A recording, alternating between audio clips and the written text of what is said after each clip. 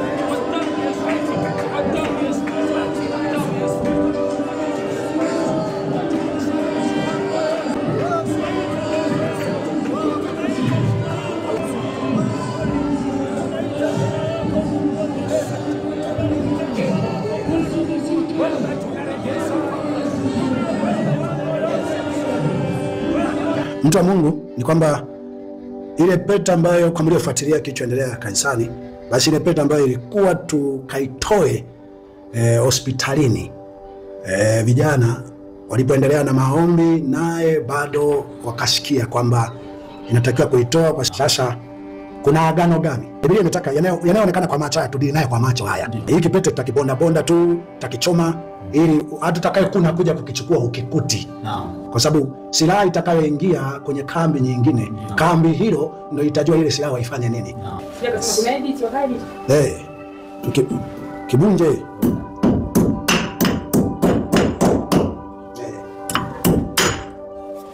Neki hapa, kimbia, kibondo. Sasa yule ambaye ndiye mnufaika wa hii pete, kama ana nguvu za kusema shona njia wanakosema kwenye ulimwengu wa roho, aje mchana au saizi, aje usiku, aje popote. Lakini kama sijui anasema anaweza kuseti system za nchi zinitengenezea propaganda ya kunifunga. My dear, Yesu alikufa kwa ajili ya wenye dhambi. Yesu alikufa kwa ajili ya watu dhaifu. Iwe tutawasaidia watu kama hawa ama hatutawasaidia, lakini neno la Mungu tuonekane katika njia ya kuangaika, kuwanasua na kuwasaidia na kuwatoa kwenye mateso ambayo na sisi Yesu alitutoa kwenye mateso hayo.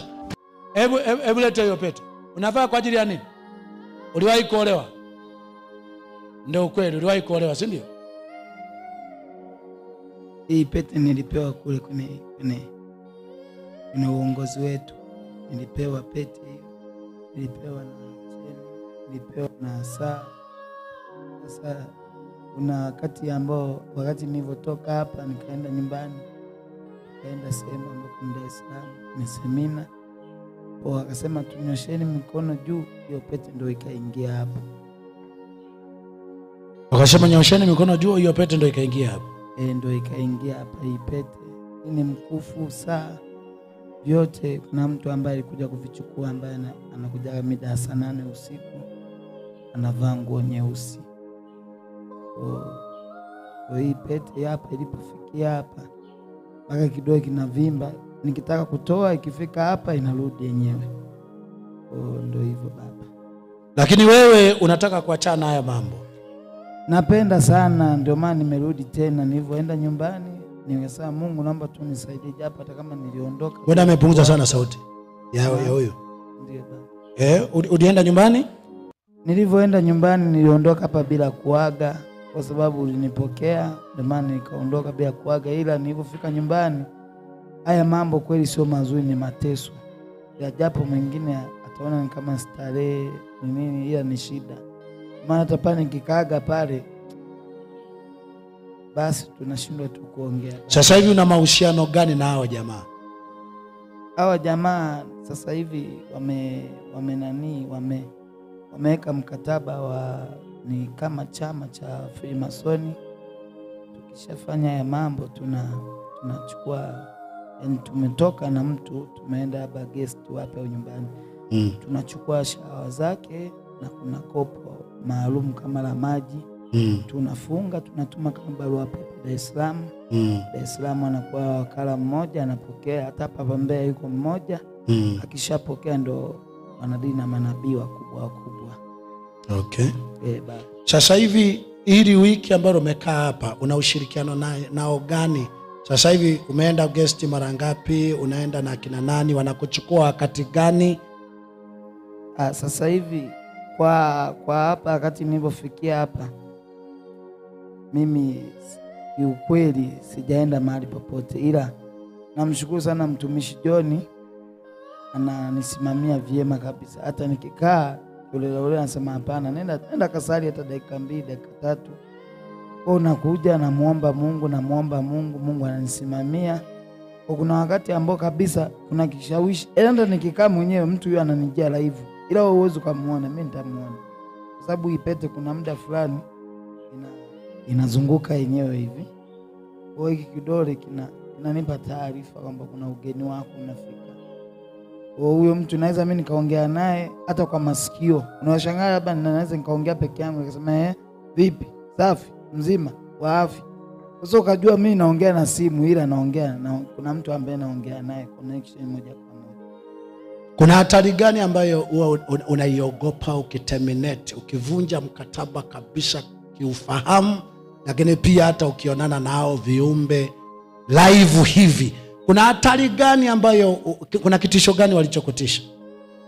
Hata kile kipindi ambacho nilikujaga hapa mwezi wa 3, akasema kuna mtu ambaye aliniwakiela kule ambaye huyu ni mwenyekiti wetu. Ndio. Kuna mwenyekiti na mwekazi, na wakasema umeenda kwa Mbarikiwa Mwakipesile.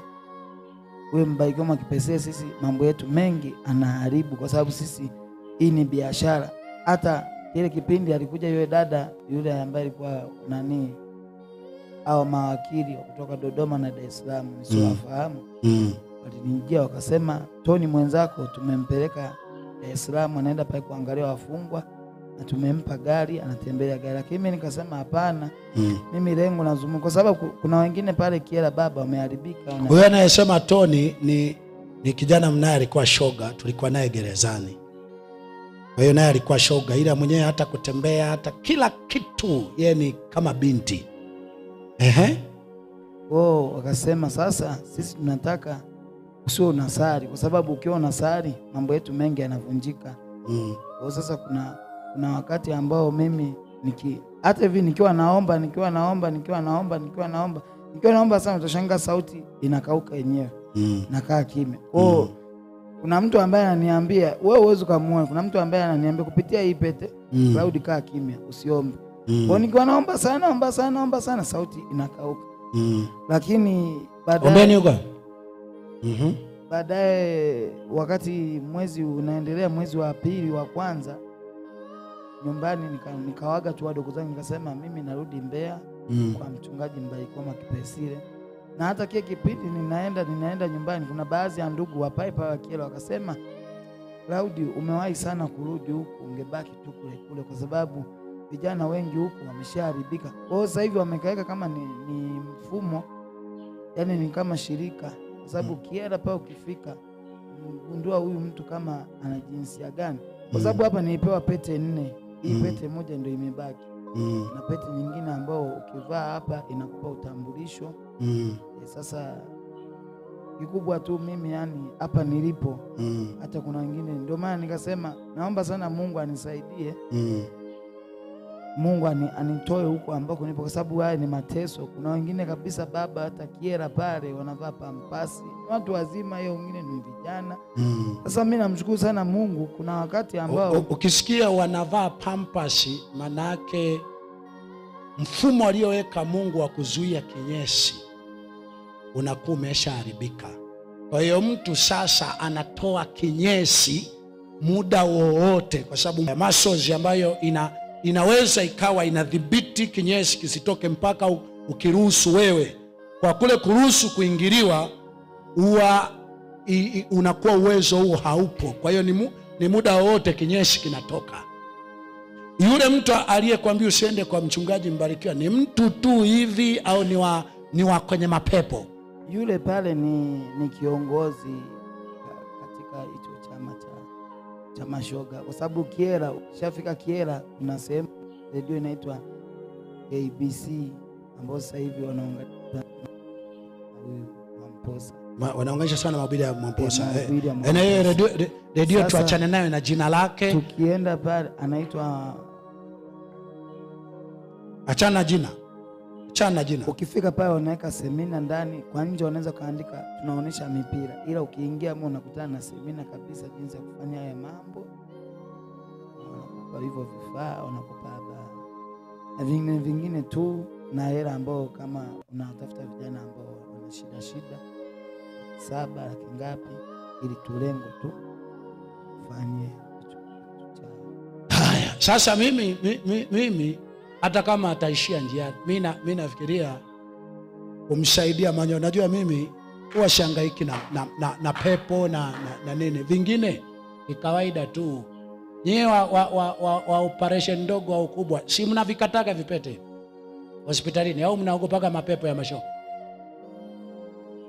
Sasa anayemsomea nani? Ni John kesho. Kama ni mtaongea naombeni, kama ni dispensary vya umu jirani, kama ni rufaa, aende akakatwe hiki kipete kwa amri yangu mimi. Kwa amri yangu mimi sina hicho chama. Yumo nani? Ana uwezo gani? Ana mipango gani? Mimi simshindi shetani aliye kwenye ulimwengu unaoitwa wa roho. Mimi lilofunuliwa kwangu mimi ni langu mimi na watoto, ili nilitende milele. Kwa hiyo kwa sababu pana pete tu inakataa kutoka, kwanza pete yenyewe inakatwa, inatolewa manually hivi bila swala la kuhangaika na pepo. Sasa yule ambaye ndiye mnufaika wa hii pete, kama ana nguvu za kusema shona njia wanakosema kwenye ulimwengu wa roho, aje mchana au saizi, aje usiku, aje popote. Lakini kama sijui anasema anaweza kuseti system za nchi zinitengenezee propaganda ya kunifunga, my dear, Yesu alikufa kwa ajili ya wenye dhambi. Yesu alikufa kwa ajili ya watu dhaifu. Iwe tutawasaidia watu kama hawa ama hatutawasaidia, lakini neno la Mungu tuonekane katika njia ya kuhangaika, kuwanasua na kuwasaidia na kuwatoa kwenye mateso ambayo na sisi Yesu alitutoa kwenye mateso hayo. Kwa hiyo pengine akimbie mwenyewe, asipokimbia, mimi nachosema ikikatwe tu, ikitolewe hiki kwa njia yoyote, kitolewe kwa kibali changu, kwa mamlaka niliyo nayo, katika jina la Yesu aliye hai, katika jina la Yesu aliye kweli. Mimi naamuru, mimi naagiza, kikatwe yani kwa macho tu ya kawaida, sio kwenye ulimwengu wa roho. Kikatwe, kitolewe. Kama atakuja kukimbia, atakuja kuandamwa na hizi shuhuda, utakuwa unajua nimemwona siku nyingi. Sijasema kwa sababu nilikuwa najua atapita. Amekuja tu pengine angalia, pengine kuna akina mhubiri anajua hawajasimama vizuri, pengine awashawishi waingie huko. Mimi naomba mnielewe, mimi siogopi mtu anayekuja kwa lengo baya kuja kanisani, kwa sababu muko watu hapa mlikuja mtongoze mabinti mkanasa, kuna watu mlikuja mupate wanaume wa kuwaoa mkanasa. Kwa hiyo kanisani watu walikuja, wengine walikuja watafute misaada, walimuona pengine Robert, waliona vimagari wakasema pengine na mimi nitakuwa naendeshapo vimagari, wakakutana na Mungu. Kanisani kuja mtu mwenye kusudi baya sio dhambi. Ni dhambi, ni vibaya akibaki na kusudi lake. Kuna vitu mnaviona haviko sawa, mnamwacha na anaendelea kuja. Tutaanza kuonekana sisi hapa tumeoa. Kwa hiyo hiki kingine, haya mengine yanayoonekana haya tunayatoa manually.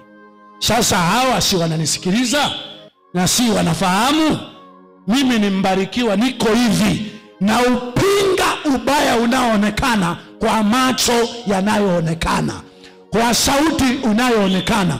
Hayo mengine ya pepo anakuja saa 8 usiku, tutakutana nayo mbele. Imeandikwa yaliyo sirini ni ya Bwana, lakini yaliyofunuliwa kwetu ni yetu sisi na watoto wetu. Baba, katika jina la Yesu, Mungu wa rehema, Mungu mwenye kweli, Mungu mwenye nguvu, Mungu wa milele, jina lako ni moto, jina lako ni nguvu, jina lako ni uwezo. Linatoa matatizo yanayowezekana kwa sura ya kawaida, kwa macho ya kawaida, na linatoa matatizo yasionekana kwa sura na kwa macho ya kawaida, katika jina la Yesu Kristo. Hakuna Freemason ambao wako juu ya shetani, na imeandikwa tutamkanyaga shetani. Mungu ni kweli, hakuna nguvu, hakuna mamlaka iliyo juu kijana huyu, katika jina la Yesu Kristo. Nguvu yoyote, maagano yoyote, uwezo wote ulio juu yake, na uondoa kwa damu ya Yesu, na unyoa kwa jina la Yesu. Kazi ya mapepo, misimu, kazi ya mashetani, maagano yoyote kwa jina la Yesu.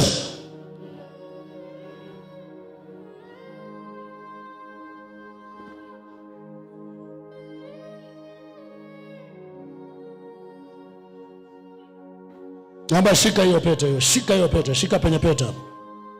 Kwa jina la Yesu, kwa jina la Yesu, kwa jina la Yesu, kwa jina la Yesu, kwa jina la Yesu. Maagano yote yaliyo kwenye pete hii, maagano yote yaliyo kwenye pete hii, maagano yote yaliyo kwenye pete, nipeni mkono ni pete, nipeni mkono ni pete. Maagano yote yaliyo kwenye pete hii, maagano yote yaliyo kwenye pete hii, kwa damu ya Yesu, kwa damu ya Yesu, kwa damu ya Yesu, kwa damu ya Yesu, kwa damu ya Yesu.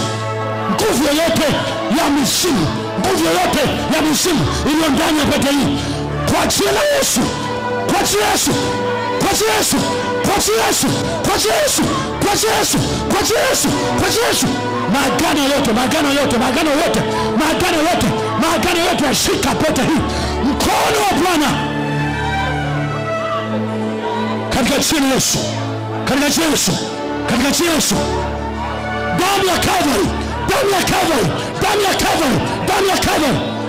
Pete hii inadhoofisha nguvu zozote zilizomo. Kinabaki kwa kibati cha kawaida, kinabaki kwa kibati cha kawaida, kinabaki kwa kibati cha kawaida, kibati cha kawaida, chuma cha kawaida, kwa jina la Yesu.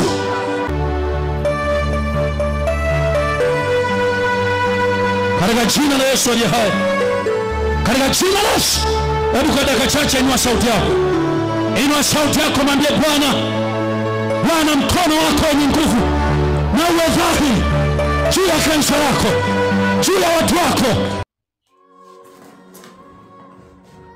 Nadhani umeshamsikiliza na kuna kitu umejifunza, lakini nikuulize swali. Kutokana na matukio haya ya ushoga na usagaji yaliyokithiri katika nchi yetu hii ya Tanzania, wewe unadhani nini kifanyike ili kukinusuru kizazi hiki kutoka kwenye dimbwi hilo la ushoga na usagaji, na kutoka kwenye laana hiyo ambayo inazidi kulifunika kanisa? Nini kifanyike ili kuweza kuliokoa taifa letu ambalo linazama katika dimbwi hili la ushoga? Shusha komenti yako hapo. Nini kifanyike ili kuweza kulinusuru taifa hili na matukio haya ya ushoga na usagaji yanayolikumba taifa hili na kupoteza nguvu kazi ya taifa. Mimi kwa leo nadhani nifikie tamati kwa siku ya leo. Tukutane tena katika vipindi mbalimbali vinavyoendelea vinavyorushwa live katika chaneli yetu hii ya Zawadi Mwaibako. Tukutane tena wakati ujao, nikuage, bye bye.